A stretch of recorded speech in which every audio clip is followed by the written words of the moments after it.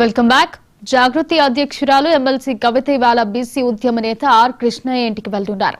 BC రిజర్వేషన్లపై bill ఆమోదం కోసం కేంద్రంపై ఒత్తిడి తెస్తున్న కవిత జూలై 17న రాష్ట్ర వ్యాప్తంగా రైలు రోకో కార్యక్రమానికి పిలుపునిచ్చారు. ఈ కార్యక్రమానికి తన మద్దతు ప్రకటించనున్నారు. బీసీ హక్కులపై కవిత చర్యలు రాజకీయంగా చర్చనీయాంశంగా మారాయి.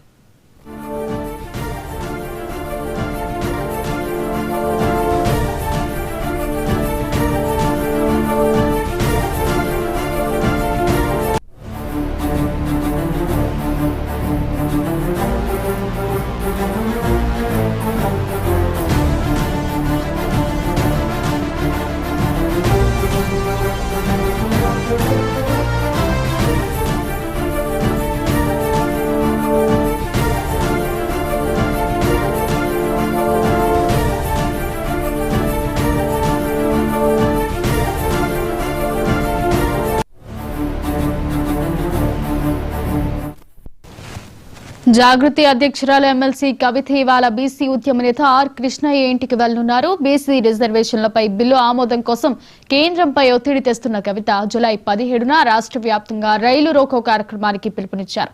ఈ కార్యక్రమానికి తన మద్దతు ప్రకటించనున్నారు. బీసీ హక్కులపై కవిత చర్యలు రాజకీయంగా చర్చనీయాంశంగా మారాయి. ఇదే అంశానికి సంబంధించి మరింత సమాచారం మా ప్రతినిధి రామ్ నరేష్ అందిస్తారు.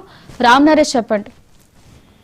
హారిక, తెలంగాణ జాగృతి అధ్యక్షురాలు కవిత బీసీ ఉద్యమాన్ని తీవ్రతరం చేసేందుకు తన వంతు ప్రయత్నం చేస్తున్నారని చెప్పుకోవచ్చు. ఇప్పటికే బీసీ రిజర్వేషన్లు 42% అమలు చేయాలంటూ రాష్ట్రంపై తీవ్ర ఒత్తిడి తీసుకొచ్చారు. ఇప్పుడు రాష్ట్రం నుంచి కేంద్ర స్థాయిలో ఈ ఉద్యమాన్ని బలోపేతం చేయాలని చెప్పేసి అందుకోసం అని చెప్పి బీసీ రిజర్వేషన్ల అమలు కోసం కేంద్రంపై ఒత్తిడి తెచ్చేందుకు తన వంతు ప్రయత్నాలు చేస్తున్నారు. అందులో భాగంగా ఈ రోజు బీసీ ఉద్యమ నేత ఆర్ కృష్ణయ్య, అంటే బీజేపీ ఎంపీగా ఉన్న ఆర్ కృష్ణయ్యని ఈ రోజు ఆయన నివాసంలో మరికొద్దిసేపట్లో కలుగుతున్నారు. ఏదైతే జూలై 17వ తేదీన చేపట్టిన, అంటే రాష్ట్ర వ్యాప్తంగా రైలు రోకో కార్యక్రమం చేపడుతున్నాం, దీనికి మద్దతు ఇవ్వాలని చెప్పేసి ఇప్పటికే కుల సంఘాలు అదేవిధంగా బీసీ సంఘాలు మద్దతు ఇస్తున్నాయి. కాబట్టి బీసీ ఉద్యమ నేతగా ఆర్ కృష్ణయ్య ఉన్నారు. ఆయన మద్దతు కూడా కోరేందుకు ఈ రోజు ఆమె ఆర్ కృష్ణయ్యకి వెళ్తున్నారు. మరికొద్దిసేపట్లో ఆయన నివాసంలో కలిసి దీనిపై చర్చించే అవకాశాలు అయితే ఉన్నట్టు తెలుస్తుంది. ప్రధానంగా చూస్తుంటే బీసీ రిజర్వేషన్లు అమలు చేయాలంటూ తెలంగాణ జాగృతి ఆధ్వర్యంలో విస్తృతంగా పోరాటం చేస్తున్నారు.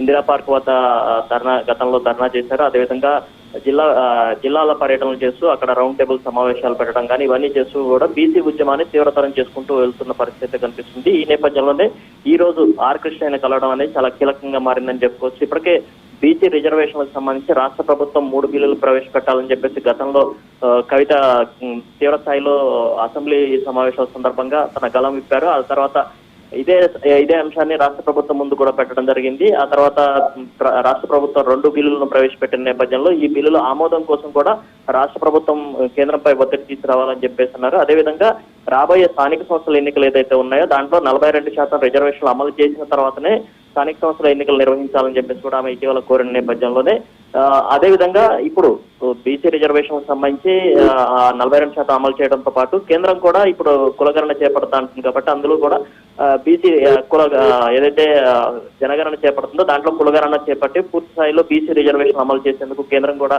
ప్రయత్నించాలి. అదేవిధంగా రాష్ట్ర ప్రభుత్వం పంపించిన బిల్లులు ఏవైతే ఉన్నాయో వాటిని అమలు చేయాలని చెప్పేసి కోరేందుకు ఆమె విస్తృతంగా ఉద్యమం చేపడుతున్నారు. ఈ నేపథ్యంలోనే జూలై 17న తెలంగాణ వ్యాప్తంగా రైలు రోకో నిర్వహిస్తామని చెప్పేసి దీనికి అన్ని సంఘాలు కలిసి రావాలని చెప్పేసి ఆమె పిలుపునిచ్చారు. అందులో భాగంగా ఈ రోజు ఆర్ కృష్ణయ్యని కలిసి ఆయన మద్దతు కూడా కోరేందుకు ఆమె మరికొద్దిసేపట్లో ఆయన నివాసంలో భేటీ అవుతున్నారు. ఈ భేటీ అనేది చాలా కీలకంగా మారిందని చెప్పుకోవచ్చు. ఎందుకంటే కవిత బీఆర్ఎస్ పార్టీ తరఫున కాకుండా కేవలం తెలంగాణ జాగృతి తరఫున ఈ ఉద్యమం చేస్తున్నారు. బీసీ రిజర్వేషన్ల అంశాన్ని ఆమె ఎజెండాగా పెట్టుకుని ముందుకు వెళ్తున్న నేపథ్యంలో ఆర్ కృష్ణతో జరిగే భేటీ చాలా కీలకంగా మారిందని చెప్పుకోవచ్చు. వీరిద్దరి మధ్య ఈ అంశాలపై, అంటే గతంలో ఏదైతే రాష్ట్ర ప్రభుత్వం ఇచ్చిన 42% రిజర్వేషన్ అమలు ఉందో అదేవిధంగా కేంద్రం కూడా ఈ బిల్లును పాస్ చేయాలని చెప్పేసి దీనిపై కేంద్రంపై ఒత్తిడి తీసుకొచ్చేందుకు కూడా మద్దతు కావాలని చెప్పేసి ఆమె కోరే అవకాశాలు ఉన్నాయి.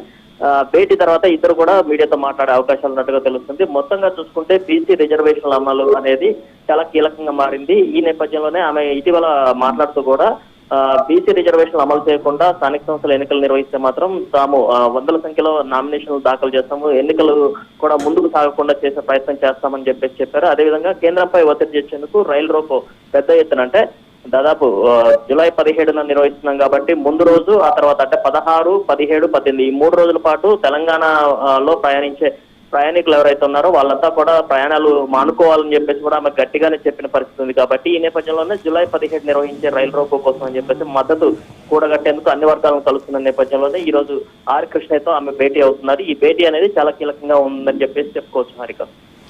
అయితే రామ్ నరేష్, బీసీ రిజర్వేషన్ల బిల్లు ఆమోదం కోసం కవిత ఎలాంటి వ్యూహాలు రూపొందించబోతున్నారు?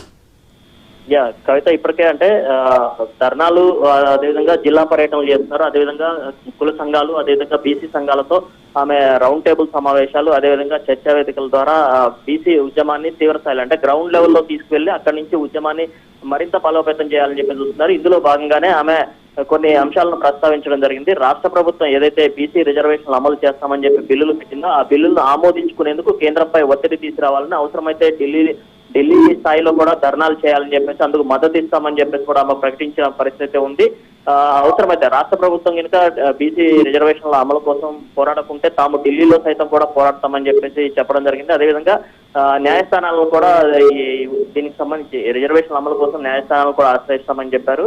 అందులో భాగంగానే జూలై 17వ తేదీన పెద్ద ఎత్తున తెలంగాణ వ్యాప్తంగా కూడా రైలు రోకో కార్యక్రమాన్ని నిర్వహిస్తామని చెప్పేసి, ఎక్కడ కూడా కేంద్ర ప్రభుత్వం దీనికి సంబంధించి రిజర్వేషన్లు అమలు చేయకుంటే మాత్రం 17న అంటే జూలై 17న రాష్ట్ర వ్యాప్తంగా రైలు రోకోలు పెద్ద ఎత్తున నిర్వహిస్తాం. దీనికి సంబంధించి కేంద్ర ప్రభుత్వం బాధ్యత వహించాల్సి ఉంటుంది ఏం జరిగినా కూడా అని చెప్పేసి ఆమె ఒక రకమైన హెచ్చరికలు జారీ చేసిన పరిస్థితి ఉంది. కాబట్టి బీసీ రిజర్వేషన్ల అంశాన్ని వ్యూహాత్మకంగా తన అడుగులు వేసుకుంటూ పోతున్నారు. ఎందుకంటే తెలంగాణ జాగృతి ఆధ్వర్యంలో ఆమె చేపట్టిన కార్యక్రమంలో బీసీ ఎజెండా అనేది చాలా కీలకంగా ఉందని చెప్పుకోవచ్చు. ఈ ఎజెండా ఆధారంగానే ఆమె జనాల్లోకి ఎక్కువగా వెళ్తున్నారు. జిల్లా పర్యటనలు చేపట్టినప్పుడు కూడా బీసీ సంఘాలందరినీ కలుస్తూ వాళ్ళ మద్దతు కూడా కడుతున్నారు. ఈ నేపథ్యంలోనే ఆర్ కృష్ణయ్య బీసీ ఉద్యమ నేతగా ఉన్నారు, అదేవిధంగా బీజేపీ ఎంపీగా కూడా ఉన్నారు. కాబట్టి ఆయన మద్దతు కూడగట్టేందుకు ఆమె ఆర్ కృష్ణయ్యతో భేటీ అవుతున్నారు. ఈ భేటీ అనేది చాలా కీలకంగా ఉండే అవకాశం ఉంది. భేటీలో ఆర్ కృష్ణయ్య మద్దతు ఇస్తే మాత్రం కేంద్రంపై ఒత్తిడి తెచ్చేందుకు కవిత చేస్తున్న అడుగుల్లో ఒక సక్సెస్ సాధించినట్టే అని చెప్పుకోవచ్చు. ఎందుకంటే ఆర్ కృష్ణయ్య బీసీ ఉద్యమ నేతగా ఎంతో కాలం ఫైట్ చేశారు. ఆయన కేంద్రంపై కూడా ఒత్తిడి తీసుకొచ్చేందుకు ఆయన తన వంతు ప్రయత్నం కనుక చేస్తే ఈ విషయంలో కవిత కొంచెం సక్సెస్ సాధించినట్టుగా చెప్పుకోవచ్చు. దీనికి సంబంధించి ఇప్పటికే ఉద్యమ నేతలందరినీ కలిశారు, అదేవిధంగా బీసీ సంఘాల నేతలను కలిశారు, మిగతా కుల సంఘాలకు మద్దతు కూడా కూడగడుతున్నారు. అందులో భాగంగానే ఈ రోజు కృష్ణయ్యతో భేటీ అనేది చాలా కీలకంగా ఉందని చెప్పుకోవచ్చు. దీనికి సంబంధించి ఇప్పటికే రాష్ట్ర వ్యాప్తంగా ధర్నా కార్యక్రమాలు కానీ, అదేవిధంగా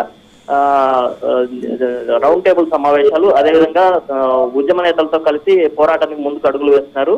ప్రధానంగా చూసుకుంటే 42% రిజర్వేషన్ల అమలు అనేది ఇప్పుడు రాష్ట్ర ప్రభుత్వాన్ని, ఇటు కేంద్ర ప్రభుత్వాన్ని, రెండు ప్రభుత్వాలపై డిమాండ్ చేస్తూ రెండు ప్రభుత్వాలను ఇరుకును పెట్టే విధంగా కవిత ముందుకు అడుగులు వేస్తున్నారు. ఈ అడుగులు అనేది ఏ విధంగా ముందుకు వెళ్తున్నాయనేది చూడాల్సిన పరిస్థితి ఉంది. ఎందుకంటే ఇక్కడ జాగృతి ఆధ్వర్యంలోనే ఆమె అన్ని కార్యక్రమాలు చేసుకుంటూ ముందుకు వెళ్తున్నారు. ఎక్కడ కూడా బీఆర్ఎస్ సంబంధించిన పార్టీ ఎజెండాగా ముందుకు పోవట్లేదు, కేవలం జాగృతి ఆధ్వర్యంలో ఈ ఎజెండా తీసుకుని ముందుకు వెళ్తున్న పరిస్థితి. గతంలో రాష్ట్ర ప్రభుత్వం చేపట్టిన కులగణన కార్యక్రమంలో ఆమె కుటుంబం, కల్వకుట్ల కుటుంబం మొత్తం కూడా దీన్ని వ్యతిరేకించినప్పటికీ కవిత మాత్రం తాను ఈ ఏదైతే కులగణన ఉందో దాంట్లో మొత్తం వివరాలు వెల్లడించడం కానీ, అదేవిధంగా బీసీ రిజర్వేషన్ల అమలు కోసం తాను కట్టుబడి ఉంటానని చెప్పేసి దాన్ని అమలు చేయడానికి ప్రభుత్వంపై ఒత్తిడి తీసుకొస్తానని చెప్పారు. అదేవిధంగా గతంలో జరిగిన అసెంబ్లీ సమావేశాల సందర్భంగా మండలి సమావేశంలో ఆమె ఇదే అంశాన్ని ప్రస్తావించడం జరిగింది.